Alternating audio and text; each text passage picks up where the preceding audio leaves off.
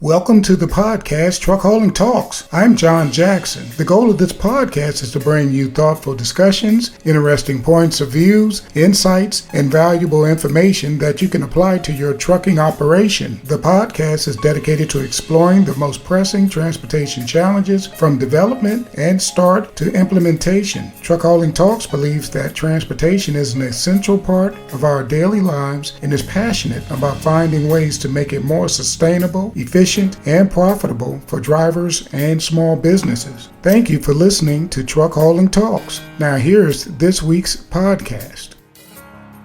All right, thank you again, Chanel, for joining Truck Hauling Talks. I'm John Jackson, and this is Chanel White with Wisdom and Authority Title Solutions. All right, last week we were talking, and we said we were going to talk about IRP. Remember that conversation? Exactly. Yeah. So with that being said, can you tell us what IRP stand for? Interest rate percentage? Is that what it is? That's my dry humor. IRP is International Registration Plan, and that is a plan amongst the 48 states and, Canada, Mexico. Right.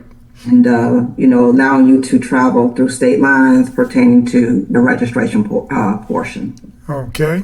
Is that like IFTA? Can you tell me the difference between that and IFTA? So it's actually separate. Okay. It's separate from IFTA, but the two go hand in hand. So the IRP focuses on the registration and the plate, the cab card, if you will. Okay. IFTA focus more so on the fuel. So IRP, you got the registration, cab car, and the miles.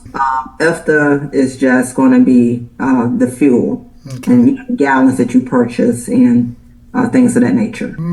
So I'm a new driver trying to go into the trucking industry as a owner-operator, and you approached me. Well, I approached you, and you told me that I needed to file for my IRP. What's the process? If you are a new driver and you're trying to get your IRP, I am going to look at your operation status first. Okay. Are you going to be an owner-operator as a company, or are you an individual? And then pretty much I'll just go from there. Okay. Well, let's say you're an individual, owner-operator. Working on your own, you're doing your own brokerage, you're doing your own dispatching. What will be the difference between doing that as opposed to working with the company? So if you are an individual, and actually, let me just say this, and I may be jumping a little ahead of myself, but this is some vast information when it comes to motor carrier matters. So whether you are an individual or a company, let me just say, you do have the option of leasing on to another company. Just because you have your own authority, you can still lease on. But I'm going to look at where you are regarding individual or a business, and that's going to give me a starting point regarding the type of paperwork you will need when it comes to your IRP. Okay, so individual and business, the paperwork is going to be almost the same, but it differs when it comes to the setup. Individual versus business, because you might have your social versus the EIN, and I can go on and on. Some documentation may be shown in your individual name versus business when it comes to proof, because when you have IRP set up, you're trying to set up for the IRP, you are going to be required to show proof. Okay. And I've talked about this on one of my videos on my channel. DMV, DOT, the names as such, things have to match. Okay. I take it there's a cost associated with getting your IRP? It is a cost. And the cost normally starts around $1,600 per unit. And your IRP plates run for a full year. Okay. On renewal, is it going to be the same cost for the renewal of IRP after your first year?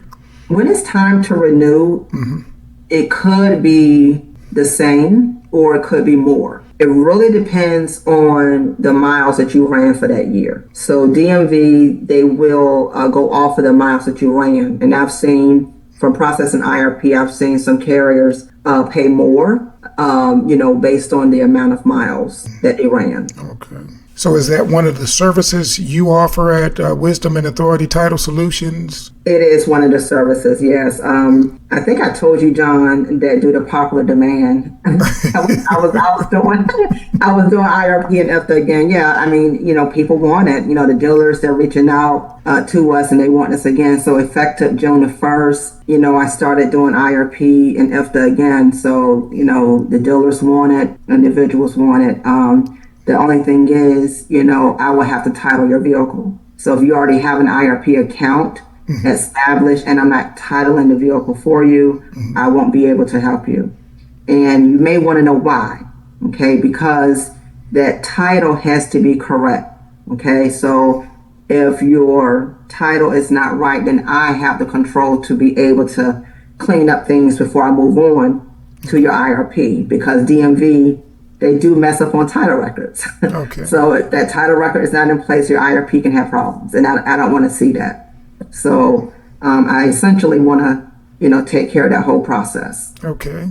That's good news for drivers. That's good news for a new driver, and that's good news for someone who's been in a business and looking for a change, looking for someone who can help manage their companies, someone who can help manage their company.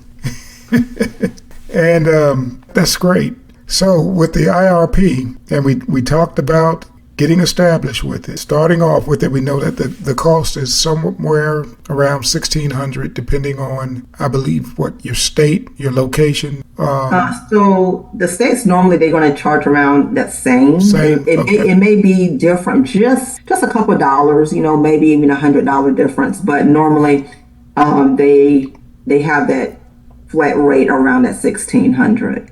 Okay. Now I will say, depending on the weight of your vehicle, you might be just a little bit below, but again, that's just a rough estimate. Okay. All right.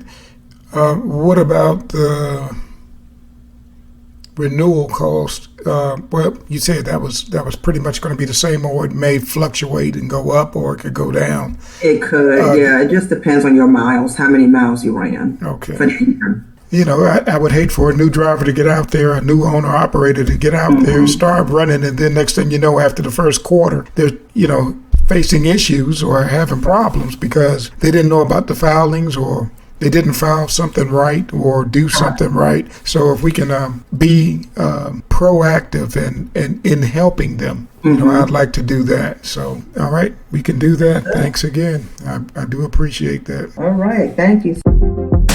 Truck Hauling Talks can't make this podcast a success alone. You'll be joining a transportation community who share the same dedication to this important topic. Not only will you hear about the latest videos when you subscribe, but you'll also have the opportunity to engage with Truck Hauling Talks and other subscribers in the comments section. So what are you waiting for? Hit that subscribe button and explore the world of transportation with us. Be safe, driver.